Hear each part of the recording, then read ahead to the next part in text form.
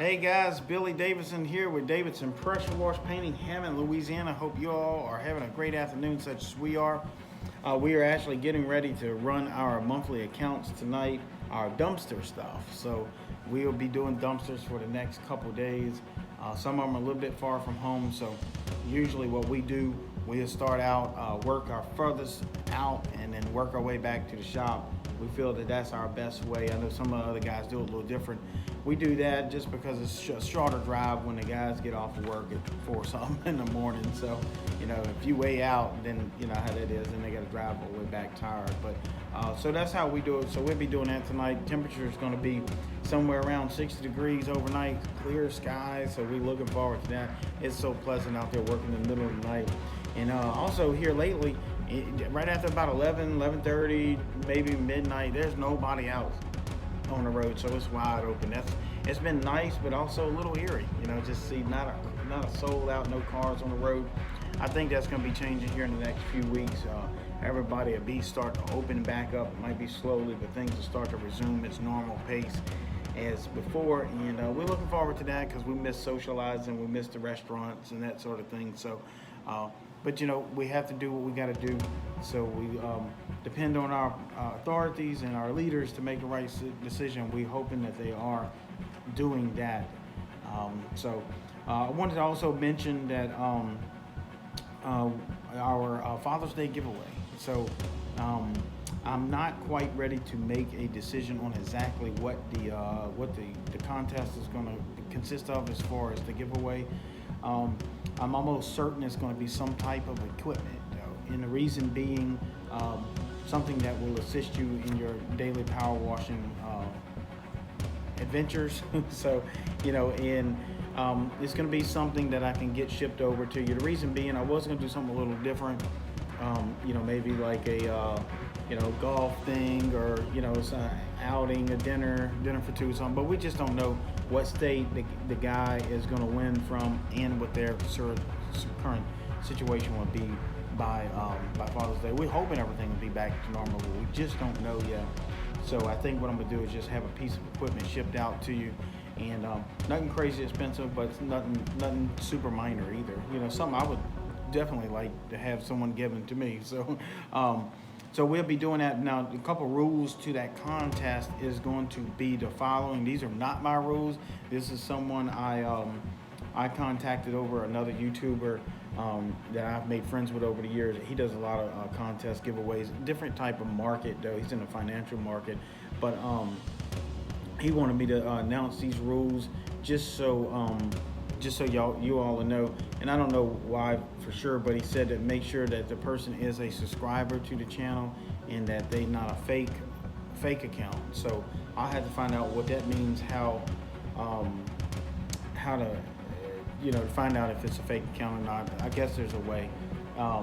So if you're a real deal, please enter this contest and put your name in the hat.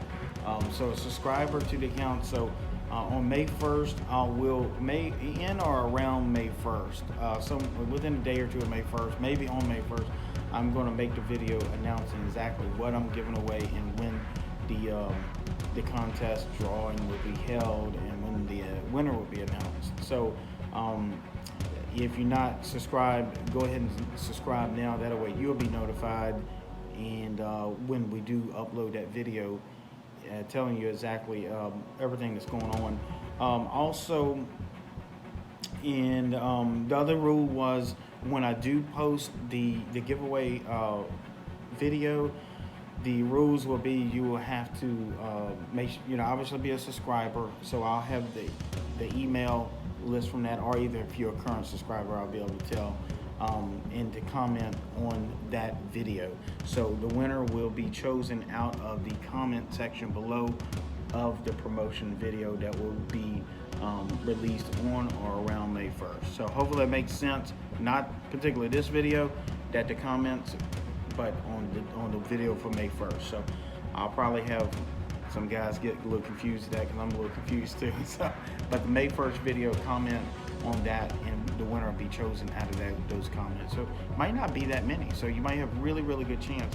I know some of my videos get 20, 30, 40 comments on it, that video will probably get a few more. But hey, that's not bad chances. So I would definitely be looking out for that. Also, one other thing I want to mention before I got into the title of this video, I wanted to mention, guys, if you are looking to add on some new work right now, get in touch with me. I can either talk to you on the phone, talk you through it, or either send you over a video for you to watch, and that should help you out tremendously. And it's no joke at this time of the year with everything going around. Every job that you can get under your belt, whether it's parking lot striping or power washing, every one that you can complete is not, it's good. And it's not only just the money that you're getting now, but it could be a repeat customer for many, many years. You could do these customers every 6 months or every year, and then that customer may have 4 or 5 other family members, or the place that they work at might need some power washing. So if y'all struggling for work, get in touch with me, and we will do what we can to get you back spraying water.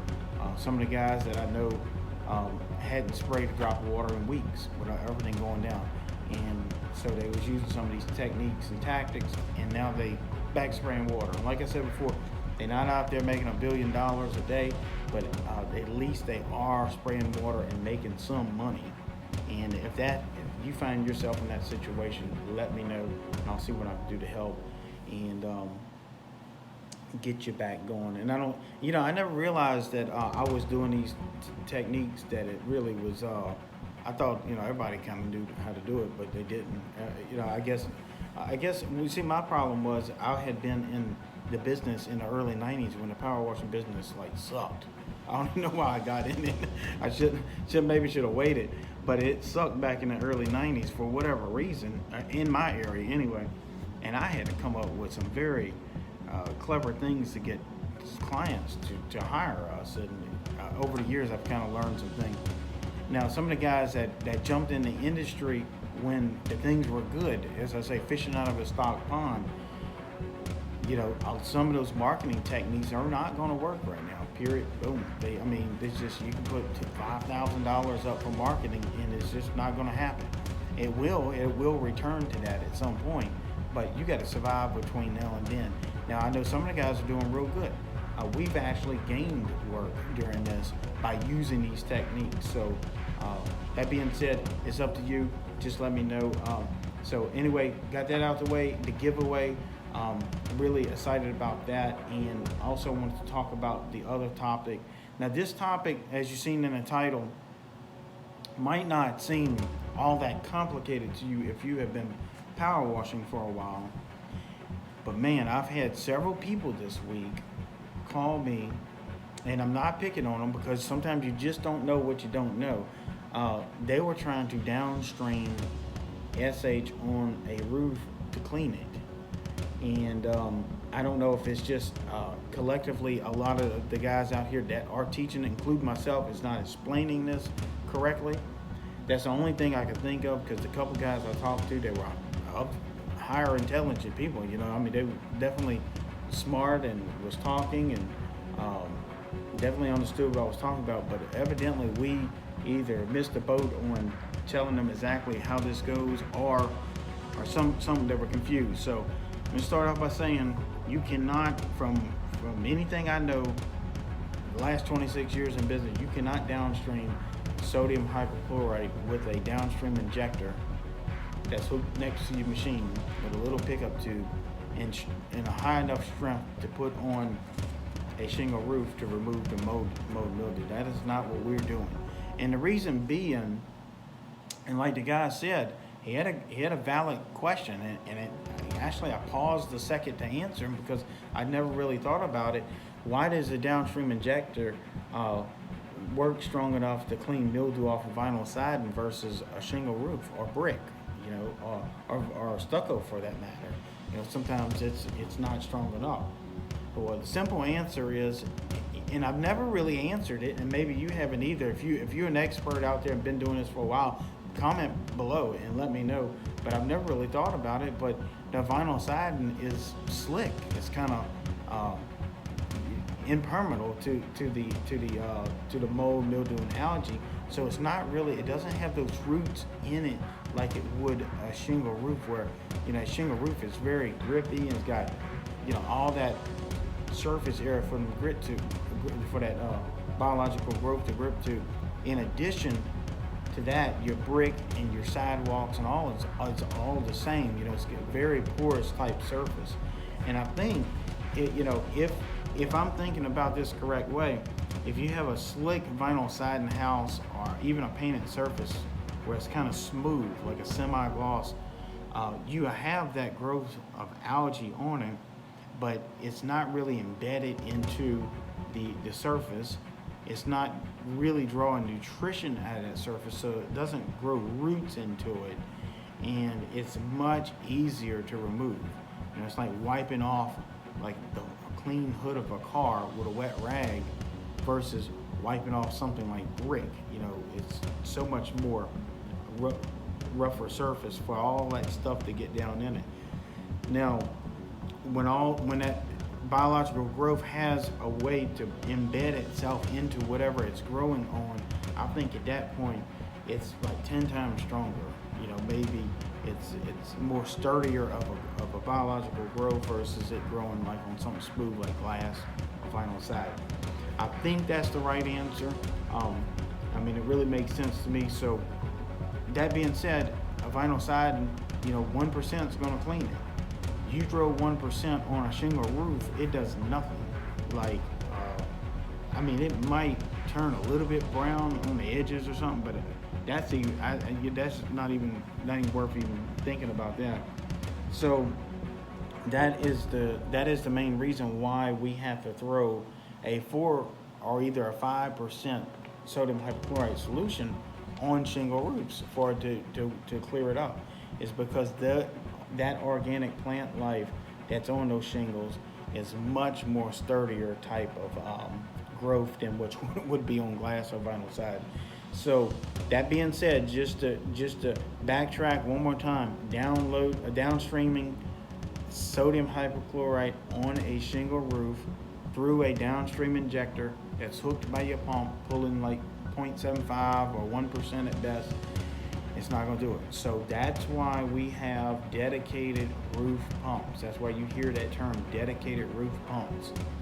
Now, before I say that, I have cleaned a couple spots on shingles with an X-Jet before.